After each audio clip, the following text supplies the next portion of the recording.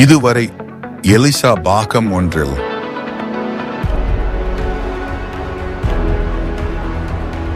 தேவனின் வல்லமையான தீர்க்கதரிசியான எலிசாவின் வாழ்க்கை வரலாற்றில் யாரும் உங்களுக்கு சொல்லாத அற்புதங்களின் தொகுப்பை தொடர்ந்து இந்த பாகம் 2 தொடருவோம்.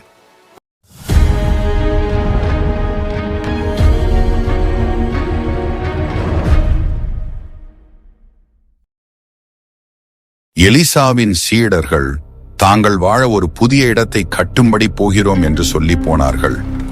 ஒருவன் மரத்தை வெட்டும்போது ஒரு இரும்பு கோடாரியின் தலை யோர்தான் நதியில் விழுந்தது. நதியில் அதை இழந்த அந்த மனிதன், ஐயோ என் ஆண்டவனே, அது கடனாக வாங்கியது என்று கூச்சலிட்டான். எலிசா அமைதியாக ஒரு குச்சியை வெட்டி தண்ணீரில் எறிந்தான். கோடாரியின் இரும்பு தலை அற்புதமாக மேலே மிதந்தது. இந்த ஆழமான அதிசயம் அன்றாட விஷயங்களில் கூட கடவுளின் வல்லமையை வெளிப்படுத்த முடியும் என்பதையும், எந்த சிறிய விஷயங்களிலும் தேவன் நமக்கு உதவுவார் என்பதையும் நிரூபித்தது. இஸ்ரவேலுக்கு விரோதமாக சீரியர்கள் போட்ட திட்டங்களை தேவன் எலிசாவுக்கு வெளிப்படுத்தினார். தங்கள் திட்டங்களை கடவுள் வெளிப்படுத்தினார் என்பதினால் அரேமியர்கள், அதாவது சீரியர்கள், எலிசாவை பிடிக்க முயற்சித்து சீரியர்களின் இராணுவம் எலிசா தங்கியிருந்த நகரத்தை சுற்றி வளைத்தது. மக்களிடையே பெரும் அச்சத்தை ஏற்படுத்தியது. எலிசாவின் ஊழியக்காரன் மிகவும் பயந்து அலறினான். அதற்கு எலிசா, பயப்படாதே, அவர்களோடு இருக்கிறவர்களை பார்க்கிலும் நம்மோடு இருக்கிறவர்கள் அதிகம் என்றான். எலிசா தனது ஊழியக்காரனின் கண்கள் திறக்கப்பட வேண்டும் என்று ஜெபித்தார். உடனே அவன் கண்கள் திறக்கப்பட்டு எலிசாவை சுற்றிலும் வான ரதங்கள் மற்றும் அக்கினி குதிரைகளால் அந்த மலை நிறைந்திருப்பதை கண்டான். எலிசா பின்னர் சீரியர்கள் குருடாக்கப்பட வேண்டும் என்று ஜெபித்தார். அவர்களை அவர் சமாரியாவின் மையத்திற்கு அழைத்துச் சென்றார். அவர்களின் பார்வை மீட்டெடுக்கப்பட்டவுடன் அவர்கள் இஸ்ரவேலர்களால் சூழப்பட்டிருப்பதை உணர்ந்தனர். எலிசா அவர்களின் உயிரை காப்பாற்றினார். சீரியர்கள் இனி இஸ்ரேலை தாக்கவில்லை. ஆனால் சீரியாவின் ராஜா சமாரியாவை மறுபடியும் முற்றுகையிட்டான். அதனால் இஸ்ரவேல் தேசம் முழுவதும் பஞ்சம் உண்டானது. மக்கள் மிகுந்த பஞ்சத்தில் ஆழ்ந்தனர். நரமாமிசம் பெருகியது. இதனால் இஸ்ரவேலின் ராஜா எலிசாவை குற்றம் சாட்டி அவரை கொல்ல முயன்றான். இருப்பினும் ஒரு நாளுக்குள் பஞ்சம் முடிவடையும் என்றும் ஒரே இரவில் உணவு ஏராளமாக இருக்கும் என்றும் எலிசா தீர்க்க தரிசனம் கூறினார். எலிசா சொன்னபடி அரேமியர்களின் இராணுவம் குழம்பி பயங்கரமாக பயந்து ஓடிப்போனார்கள். இஸ்ரவேலர்கள் இதை கண்டுபிடித்த போது அவர்கள் எதிரியின் முகாமை கொள்ளையடித்தார்கள்.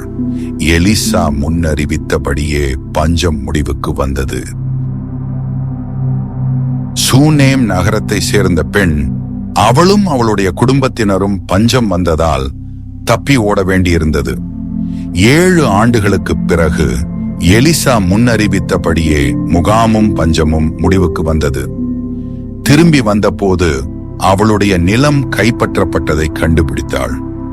அவள் தன் வழக்கை வாதிட ராஜாவிடம் சென்றாள். அந்த நேரத்தில் கெயாசி தன் மகனின் உயிர்த்தெழுதல் உட்பட எலிசா செய்த அற்புதங்களை பற்றி ராஜாவிடம் சொல்லிக் கொண்டிருந்தான். ராஜா அவளுடைய கதையால், அவளுடைய மகனுக்கு நடந்த அற்புத சாட்சியால் தூண்டப்பட்டு அவளுடைய நிலத்தையும் அதன் விளை பொருட்களையும் அவளுக்கு மீட்டுக் கொடுத்தான். இந்த அதிசயம் கடவுளின் தயவு சரியான நேரத்தில் எவ்வாறு திரும்ப முடியும் என்பதை காட்டுகிறது. எலிசா தமஸ்குவுக்கு பயணம் செய்தார். அங்கு சீரியாவின் ராஜா பெனாதாத் உடல்நிலை சரியில்லாமல் வியாதியாயிருந்தான்.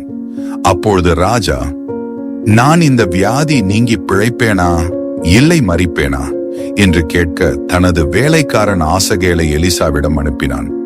பெனாதாத் ராஜா வியாதிக்கு பிழைப்பான், ஆனாலும் ஆசகேலின் கையினால் அவன் இறந்து விடுவான் என்றும், ஆசகேல் பின்னர் அவனுடைய இடத்தை பிடித்து ராஜாவாகி இஸ்ரவேலுக்கு பெரும் துன்பத்தை கொண்டு வருவான் என்று அறிந்து எலிசா அழுதார். மறுநாள் எலிசா கூறியபடி ஆசகேல் ராஜாவை மூச்சு திணறடித்து சீரியாவின் ஆட்சியாளராக ஆனான். இஸ்ரவேலின் படையில் தளபதியாக இருந்த யெகூவை ராஜாவாக அபிஷேகம் செய்ய எலிசா ஒரு தீர்க்கதரிசியை அனுப்பினார். ஆகாப் மற்றும் ஏசபேலின் வீட்டை அழித்து அவர்களின் பொல்லாத ஆட்சியை முடிவுக்கு கொண்டு வரும்படி தீர்க்கதரிசி யெகூவுக்கு அறிவுறுத்தினார். தெய்வீக அபிஷேகத்தால் அதிகாரம் பெற்ற யெகூ உடனடியாக கடவுளின் தீர்ப்பை நிறைவேற்றத் தொடங்கினான்.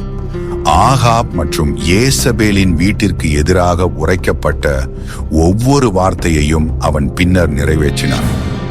யெகூ ஏசபேல் இருக்கும் இடத்துக்கு வந்தான். ஏசபேல் ராணியோ பயமின்றி யெகூவுக்கு காத்திருந்தாள். அவள் ஜன்னலில் இருந்து அவனை பார்த்து கேலி செய்தாள். ஆனால் யெகூ தனது ஊழியர்களை நோக்கி அவளை கீழே தள்ளும்படி அழைத்தான். அவர்கள் அப்படியே செய்தார்கள். ஏசபேல் உடனே கீழே விழுந்து இரத்தம் சுவரிலும் குதிரைகளிலும் தெறித்து இறந்து போனாள். அவள் உடலை அடக்கம் செய்ய சென்ற போது அவளுடைய மண்டை ஓடு, கால்கள் மற்றும் கைகள் மட்டுமே மிஞ்சியிருந்தன. நாய்கள் அவளுடைய சதையை தின்றுவிடும் என்ற எலிசாவின் தீர்க்க தரிசனம் நிறைவேறும் வண்ணம் இது அப்படியே நடந்தது. ஏசபேலின் மரணம் இஸ்ரேலின் வரலாற்றில் ஒரு திருப்பு முனையாக அமைந்தது. இது அவளுடைய பயங்கர ஆட்சியின் முடிவை குறித்தது. எலிசா வயதாகி படுக்கையில் இருந்தார். அப்போது இஸ்ரவேலின் ராஜாவான யோவாஸ் தன் ராஜ்யத்தின் தலைவிதியை பற்றி விரக்தியுடன் எலிசாவிடம் வந்தான்.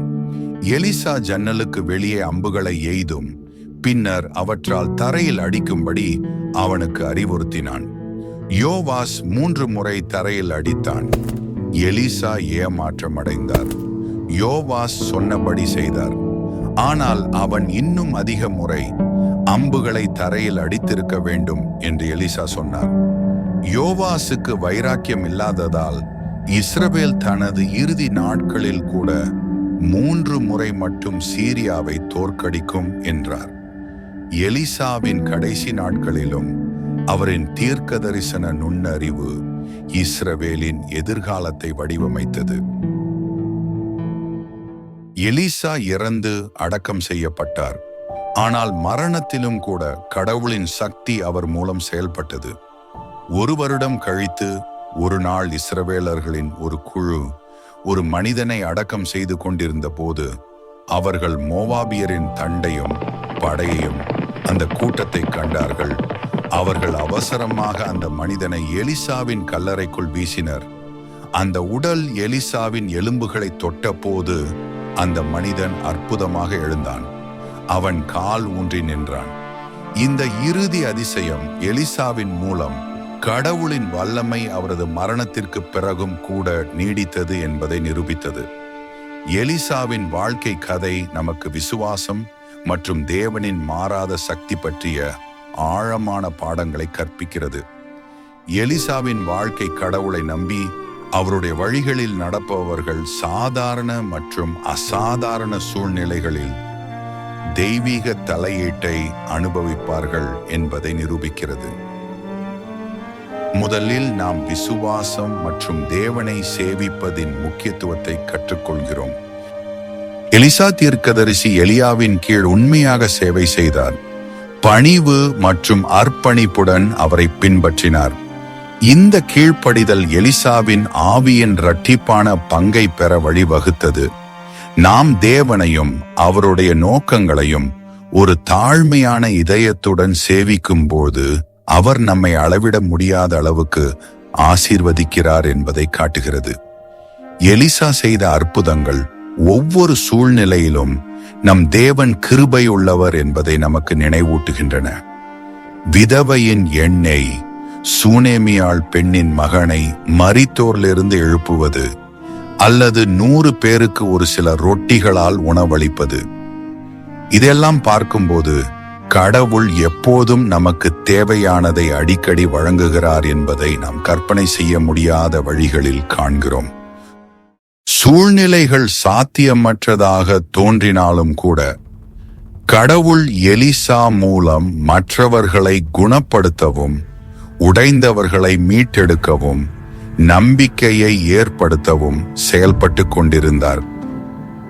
இறுதியாக எலிசாவின் கதை நோயுற்றவர்களை குணப்படுத்துவதிலிருந்து இஸ்ரவேலை அதன் எதிரிகளிடமிருந்து பாதுகாப்பது வரை தேவனின் இறையாண்மையை பற்றி நமக்கு கற்பிக்கிறது. எலிசாவின் மரணத்திலும் கூட கடவுளின் கை ஒவ்வொரு விவரத்திலும் இருப்பதை காண்கிறோம். கடவுள் ஒரு இறுதி அற்புதத்தை செய்தார். அவரது சக்தி காலத்தினாலோ அல்லது சூழ்நிலையினாலோ மறக்கப்படாது என்பதை காட்டுகிறது. எலிசாவின் வாழ்க்கையின் மூலம் கடவுளால் எதுவும் சாத்தியமற்றது என்பதை நாங்கள் நினைவூட்டுகிறோம். உங்கள் வாழ்க்கையின் ஒவ்வொரு சமயத்திலும் அவரை நம்ப நாங்கள் அழைக்கிறோம். தேவனால் எதுவும் சாத்தியமற்றது என்பதை நாங்கள் உங்களுக்கு நினைவூட்டுகிறோம். இந்த ஜெபத்தை என்னுடன் சொல்லுங்கள். பரலோகத் தகப்பனே, உம்முடைய வல்லமையை அறிந்து கொண்டு உம்முடைய ஊழியக்காரனான எலிசாவின் இந்த பரலோக அற்புதங்களை கற்றுக்கொண்டு தாழ்மையான இதயங்களுடன் முன் வருகிறோம். எலிசா மூலம் மற்றவர்களின் வாழ்க்கையை மீட்டெடுத்தது போல, நோயாளிகளை குணப்படுத்தியது போல, தேவைப்படுபவர்களுக்கு உதவியது போல இன்று எங்கள் வாழ்க்கையில் உம்முடைய கிருபை பாயுமாறு நாங்கள் கேட்கிறோம். ஆண்டவரே, நீர் விதவையின் எண்ணெயை பெருக்கியது போல உம்முடைய நடத்துதலை நாங்கள் சந்தேகித்த நேரங்களுக்காக நாங்கள் மன்னிப்பை கேட்கிறோம். நீர் எங்கள் தேவைகள் அனைத்தையும் பூர்த்தி செய்ய வல்லவர் என்பதை நம்ப எங்களுக்கு உதவி செய்யும். எங்கள் பாவங்களுக்கும் குறைவுகளுக்கும் இரக்கத்தை கேட்கிறோம். ஆண்டவரே, பெருமையுடன் உம்மிடம் வந்து தாழ்மையுடன் குணமடைந்த நாகமானைப் போல எங்கள் அழுக்குகளையும் பாவ நோய்களையும் நீக்கி எங்களை சுத்திகரிக்கவும் எங்கள் இருதயங்களை தூய்மைப்படுத்தி அருளும். நாங்கள் ஜெபிக்கிறோம். இரக்கமுள்ள தேவனே, நீர் எலிசாவின் ஊழியனின் கண்களை திறந்தது போல உமது பாதுகாப்பு நீர் எப்போதும் எங்களுடன் இருப்பதை காண எங்கள் கண்களை திறக்கவும் உம்முடைய பரலோக படைகளால் எங்களை சூழ்ந்து பெரும் சேதங்களிலிருந்து எங்களை விடுவிக்கவும் நாங்கள் ஜெபிக்கிறோம். ஆண்டவரே, எலிசா விஷம் கலந்த தண்ணீரை குணப்படுத்தி அவற்றை சுத்தப்படுத்தியது போல எங்கள் வாழ்வில் வறண்ட இடங்களின் மீது உமது கிருபைக்காக நாங்கள் ஜெபிக்கிறோம். வீடுகள் மற்றும் உறவுகளில் புதிய வாழ்க்கையை சுவாசிக்கவும் எங்கள் வாழ்க்கை புதுப்பிக்கப்படவும் நாங்கள் ஜெபிக்கிறோம். இயேசுவின் வல்லமையுள்ள நாமத்தினால் நாங்கள் ஜெபிக்கிறோம். ஆமென்.